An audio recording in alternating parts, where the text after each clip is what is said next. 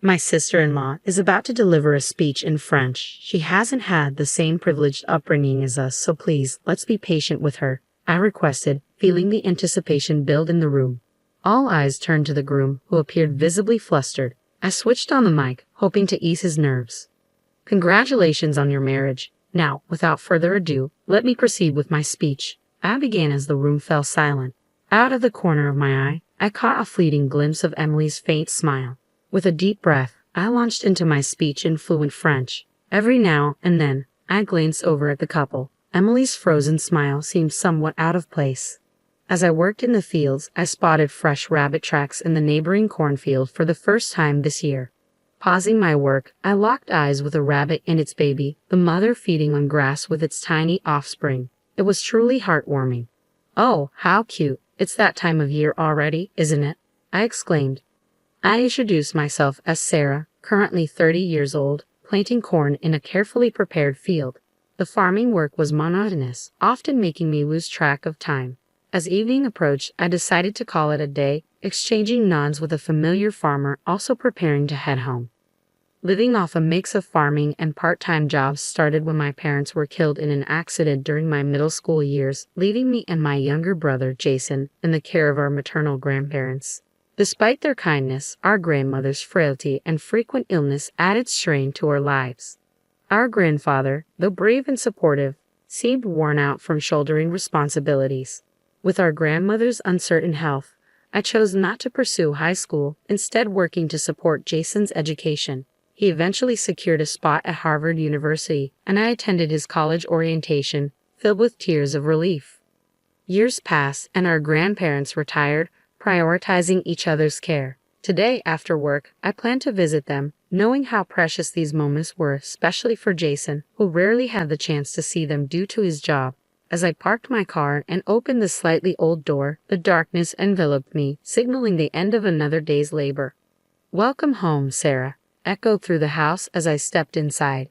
"Hey, Sarah's back," I heard from the back, followed by the sound of quiet footsteps. "Sarah, you look well. You haven't had dinner yet, right? It's ready. Why don't you join us?" "It's been a while," said my grandparents in unison, their warmth enveloping me. "I'm hungry," I admitted, and both of them welcomed me with smiles. Though I'd been away from this house for many years, the comfort of my childhood home was irreplaceable. As we sat down to dinner, catching up and making small talk, the phone rang. "Who could it be at this hour?" "Should I get it?" I asked. "No, it's fine, Sarah. Just sit down and eat your dinner," insisted my grandmother as she answered the phone. "How? Oh, it's been a while, hasn't it? I'm fine. How about you?" "Oh, really? Congratulations, that's great. Oh, wait, let me get Grandpa on the phone." I immediately sensed it was Jason on the other end of the line. The phone was passed to my grandfather, who also seemed to enjoy the conversation. "Sarah, you should also talk to him," my grandmother urged. "It's okay. I can talk to Jason anytime," I replied, but my grandfather insisted, handing me the phone with a happy look on his face.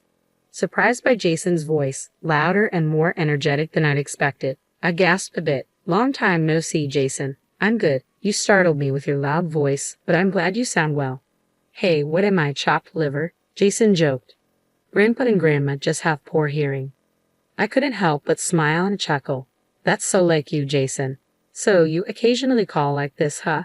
"No, it's been a while since I last called. I had something to tell you," Jason explained. "Something to tell?" "Yeah, I've already told Grandpa and Grandma, but I'm headed overseas for work." "What? That's amazing. So they chose you, Jason," I exclaimed. "Well, it's not that big of a deal, but you know, it's all thanks to you, sis." "Thank you," Jason replied gratefully. "What do you mean? It's all because you worked hard, Jason." "So, was this call to tell me you won't be able to return home for a while?" I asked. "There's one more thing, actually. I'm getting married at the same time, too," Jason revealed. "Really? Congratulations. I'm so happy for you," I exclaimed. "I really wanted to introduce her to you sooner, but I've been too busy with work these past few years. That's why I had to tell you on the phone like this." "That's all right. Being busy is a good thing," I assured him. "Thanks, sis. So, my assignment is in Paris. I'll be living there for the foreseeable future. We're thinking of holding the wedding there.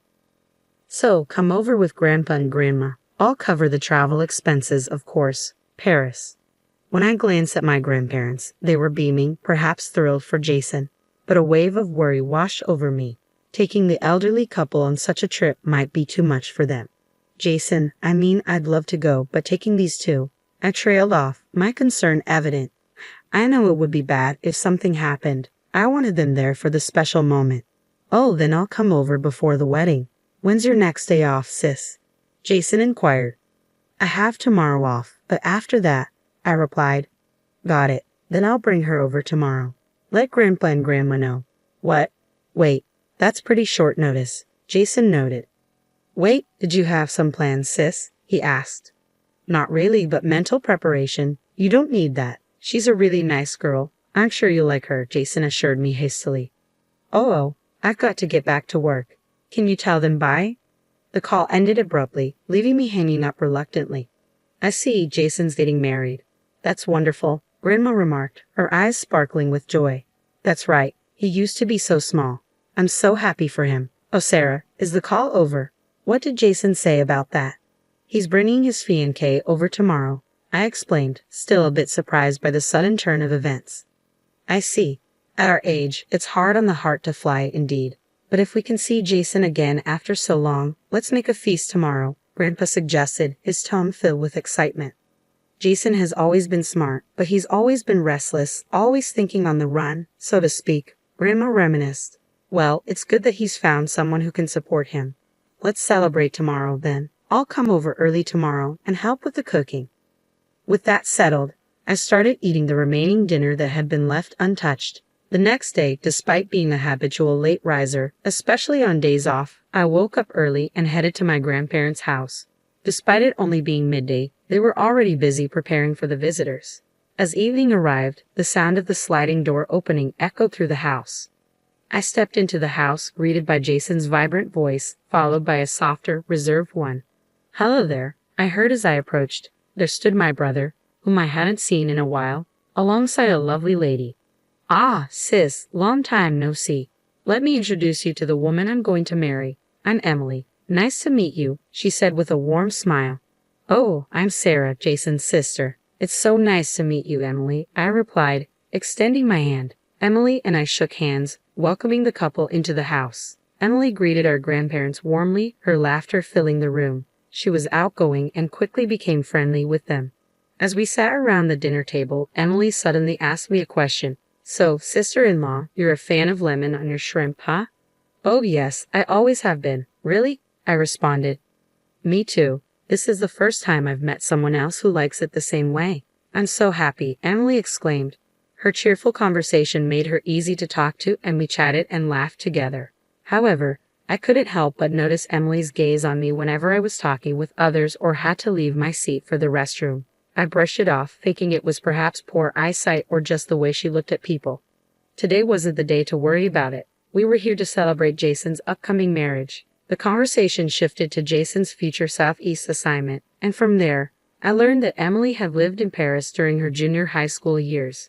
That should make adjusting to life there and any culture shocks easier, right? I asked. Yes, indeed. The city might look a bit different now, but I think I can manage living in Paris. Plus, I'm really happy to have the wedding in my second hometown, Emily replied with a smile. All of this, including Jason's overseas assignment and meeting Emily, filled me with a sense of joy and anticipation for the future. I owe it to you, sis. It's all because you encouraged me to go to school back then. I can't thank you enough, Jason expressed gratefully, his words humbling me. But Jason kept thanking me throughout the day. Stop.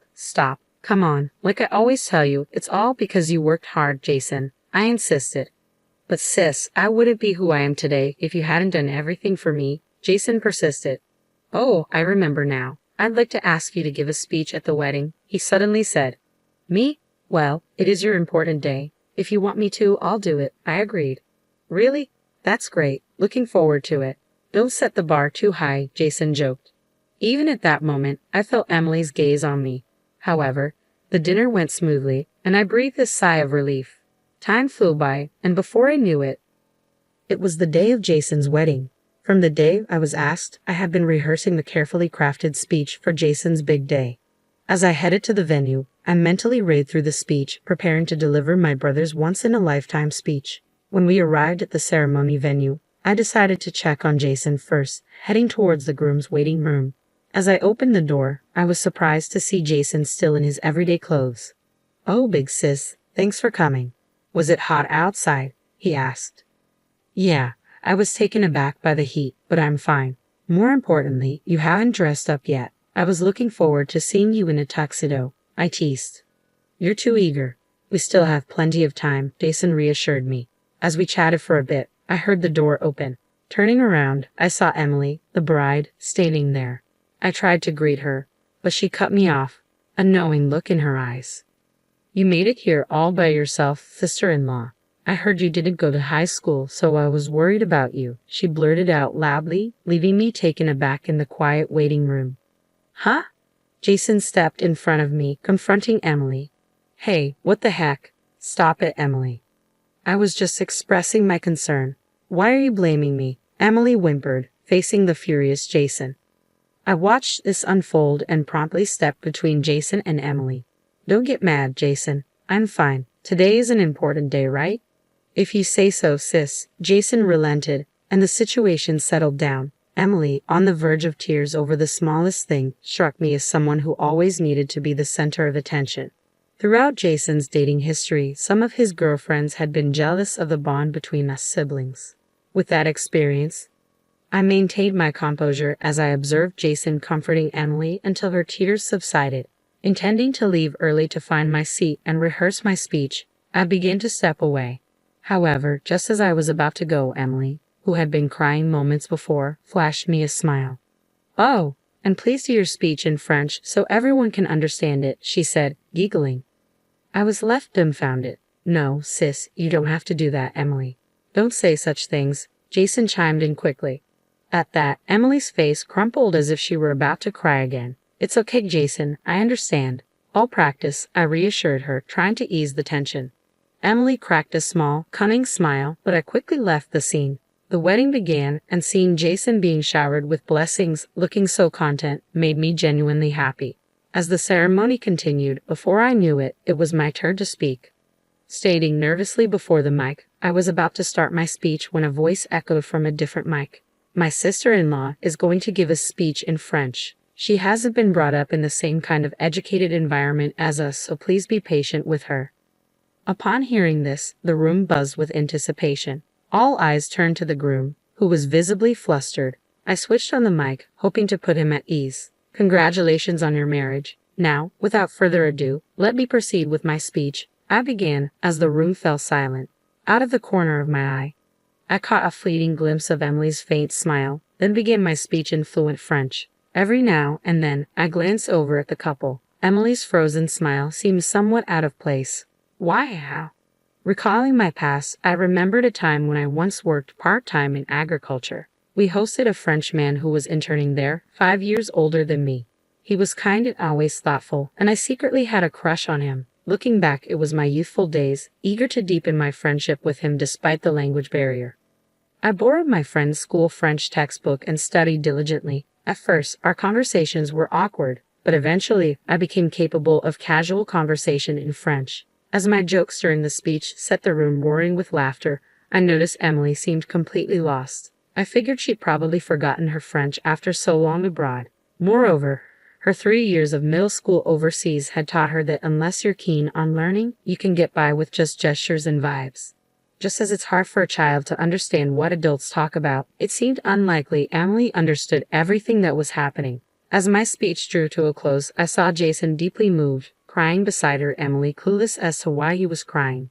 As I finished speaking, the room erupted into applause. Emily, who still had no clue what was happening, started clapping along. When I asked, "Was that okay?" in French, she fell silent, her face flushed with frustration. Seeing this, the crowd, including the guests, clapped even more. As I was returning to my seat, I heard Emily's sharp voice. "Excuse me, isn't it time for me to change into my next outfit?" "Why do I know the schedule better than you all? Can't you do your job? Hurry up." Perhaps she was irritated with me. Emily's tirade against the staff and her behavior towards everyone else remained terrible until the end. But somehow, the wedding concluded without a hitch. Back home in Louisiana, I showed my grandparents the wedding photos and videos, and they were thrilled. Even now, Months later, they sometimes looked back at them, shedding tears of joy. Meanwhile, Jason, who moved abroad, started calling more often than before, and the bond between his siblings grew stronger. According to him, many of the guests at the wedding had seen Emily's malicious behavior and arrogant attitude towards me and had grown to despise her. Emily's reputation, built up over the years, took a nosedive, and her friends began to drift away. Then Emily started blaming Jason for everything, crying, throwing tantrums, and worst of all, she started to verbally abuse Jason on a regular basis. Having lost all hope for Emily, Jason was now working on a divorce. A few months later, as usual, I went to see my grandparents, had dinner with them, and the three of us were chatting about recent happenings. Suddenly, the sound of the front door opening resonated, followed by, "I'm home." I quickly ran to the door. "What? Jason, why are you not in Paris?" I exclaimed. "Oh, sis, you're here too. Perfect timing. And seriously, even if this place is in the middle of nowhere, you should keep the doors locked," Jason replied. "Oh, Jason, welcome back. Paris? Are you done over there?" I asked.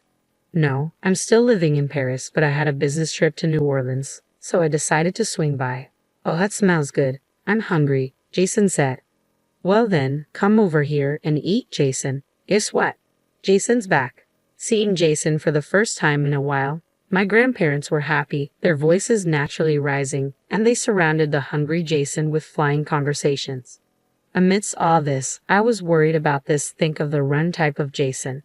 "Jason, it's totally fine that you suddenly came back, but are you okay with your own family matters?" I asked, my voice somewhat loud. Startled by my voice, Jason flinched but immediately turned towards me, straightening his posture a bit. "About that, actually, the divorce has been finalized, so I wanted to tell you that in person. I'm really sorry for causing you distress. You've always been there for me, and I didn't mean for this to hurt you. I'm sorry," Jason apologized sincerely. "Well, if that's the case, you don't have to be so formal about it. It's all in the past now," I reassured him. "No, but I hurt you too, sis. I'm really sorry," Jason insisted, his voice on the brink of tears. After that, Jason insisted that he was fully responsible for making me feel bad. With tears welling up in his eyes, he muttered, "You're really the best, sis."